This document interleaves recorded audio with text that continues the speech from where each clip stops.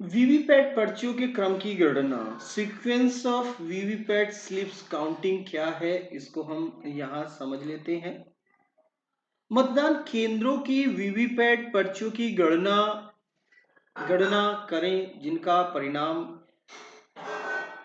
Control unit के display panel पर प्रदर्शित नहीं होता है। ठीक है।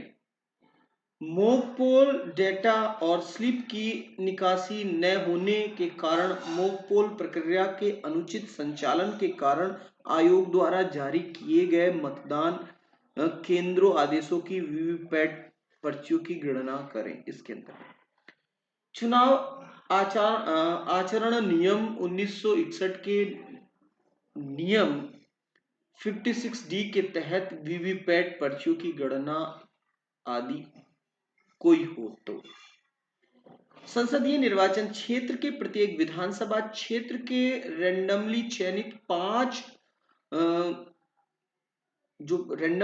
मतदान केंद्रों की वीवीपैट पर्चियों का अनिवार्य सत्यापन। इसके अलावा वीवीपैट पेपर पर्चियों को एक साथ नहीं, एक एक करके गिने। चरण 1 और 2 में उल्लेखित प्रत्येक वीवीपैट पेपर पर्चियों की गणना को एक अलग दौर के रूप में माना जाएगा।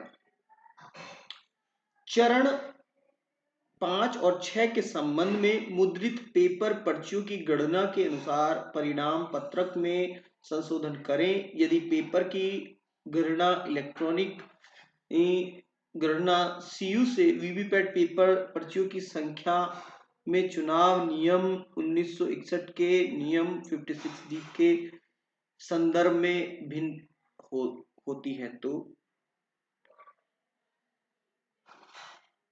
तो ये इस तरह से जो क्या क्रम रहता है पर्चियों को गिनने का, सीक्वेंस क्या है, वो मैंने आपको बताने की sequence of VVPAT slip counting की किस सीक्वेंस में। तो सबसे पहले किसको लिया जाता है, मतदान केंद्रों की वीवीपैट पर्चियों की गणना करना जिनका परिणाम जो हमारी कंट्रोल यूनिट के डिस्प्ले पैनल पर प्रदर्शित नहीं होता, सबसे पहले उसको। फिर मॉक पोल डाटा डिलीट ना किया गया हो या निकासी ना की गई हो उन पर्चियों को। फिर उसके बाद जो फिर 56 का यदि कहीं यूज हो रहा है, फिर उसके बाद जो एट रेंडमली हम जो चूज करते हैं वो। तो ये सीक्वेंस है वीवीपैट की पर्चियों को गिनने का कि किस क्रम में वीवीपैट की स्लिप गिनी जाती है।